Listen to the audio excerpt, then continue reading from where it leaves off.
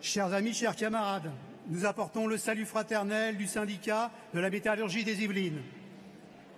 Les attaques contre le secteur public et privé sont continues. À chaque fois, les mêmes moyens. Réduire les droits et garanties collectives, accroître la flexibilité, accentuant la précarité. À chaque fois, le même objectif, baisser le coût du travail pour répondre aux intérêts du monde de la finance. Concernant les ordonnances Macron, la Confédération a cherché d'abord à négocier ce qui correspond au mandat de FO. Cependant, nous n'avons pas compris qu'à partir de la publication des ordonnances, vu l'ampleur de l'attaque contre le droit du travail, FO n'est pas appelé à la mobilisation. Car en termes de droit syndical, le constat est dramatique, mes camarades. Possibilité de se passer de délégué syndical dans les entreprises de moins de 50 salariés. Perte d'heures de délégation de mandat. Pour FO, les estimations portent à 30 000 les mandats perdus. Je dis bien 30 000, mes camarades. De fait, notre capacité à agir ou à se développer est amputée.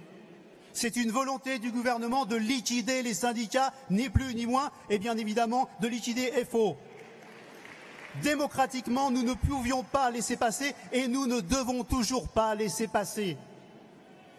Il a fallu attendre la résolution du CCN de septembre dernier, conduisant à la manifestation du 16 novembre pour réagir avec l'ensemble de nos structures, soit bien trop tardivement à l'appréciation de nos syndiqués.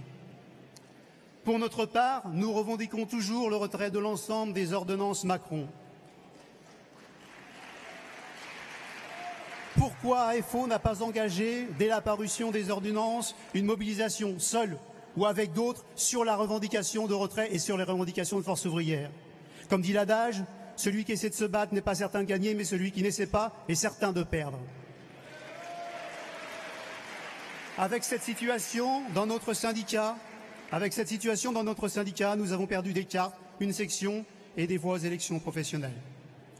Dans le cadre de notre assemblée élective, nous avons eu une discussion sur le rapport d'activité de la Confédération. Nombre de camarades souhaitaient voter contre. D'autres souhaitaient avant tout préserver notre syndicat, outil de défense de nos intérêts.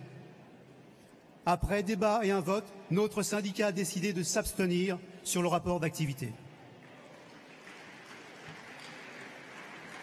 Concernant la pratique contractuelle, nous avons les discussions et nous disons, concernant la pratique contractuelle, qu'elle doit permettre d'apporter un plus en termes d'acquis sociaux. Sinon, ça s'appelle de l'accompagnement, mes camarades. Les discussions avec le gouvernement ne sont souvent qu'un piège pour anesthésier toute mobilisation. Nous n'avons pas d'autre choix que de créer les conditions pratiques pour gagner sur nos revendications, afin de démontrer aux salariés qu'ils ne sont pas laissés seuls à leur sort. Sinon, les salariés, en tant que citoyens, chercheront inévitablement d'autres solutions, comme celle du vote de rejet de l'autre. Nous rappelons, lors de nos congrès, notre attachement à l'indépendance syndicale. Vu la faible base électorale de Macron, une mobilisation intersyndicale forte à la rentrée 2017 aurait pu déstabiliser ce gouvernement en début de mandat. Cette idée a peut-être pesé dans notre organisation et qui sait, pèse peut-être encore. C'est pourquoi nous rappelons dans l'indépendance notre attachement à la défense des intérêts particuliers des salariés, quel que soit l'impact politique.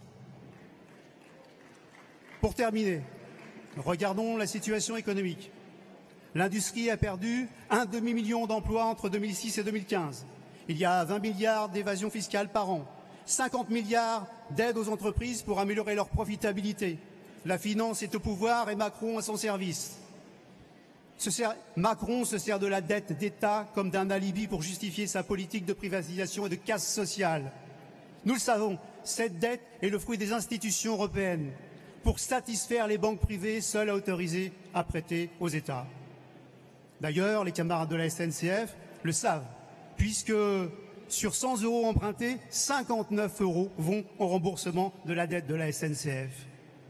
Oui, mes camarades, retirer des mains du privé la monnaie, sa création, sa circulation, à travers un service public de la monnaie et du crédit, ouvrirait une voie. C'est pourquoi nous partageons la résolution du comité de l'Union départementale des Yvelines du 5 avril dernier, adoptée à l'unanimité et qui revendique que la gestion de la monnaie revienne au pouvoir politique, privant ainsi les banques de leur outil de domination sur l'économie.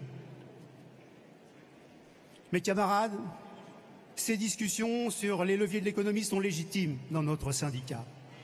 Il s'agit de revenir à nos fondamentaux. La charte d'Amiens, très justement d'ailleurs rappelée dans le rapport d'activité confédérale. Oui, nous avons une double besogne. D'abord sur les revendications quotidiennes, défense du droit du travail, de la sécurité sociale, du service public, des retraites, des conventions collectives. Mais aussi une autre besogne avec le syndicat comme groupement de résistance ouvre une perspective d'avenir.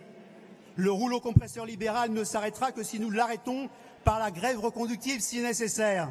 Mon cher camarade, si tu peux... J'ai entendu que c'était ta conclusion. Hein. Je conclus. Je te remercie. Sans quoi, nous sommes condamnés à reculer sur nos acquis et nous ferons face à une sauvagerie toujours plus extrême. L'heure est donc à la mobilisation dans l'unité, avec la camarade cheminot et avec toutes les structures FO engagées actuellement dans la bagarre de défense des acquis sociaux. Vive Force ouvrière! Je vous remercie. Je te remercie, camarade.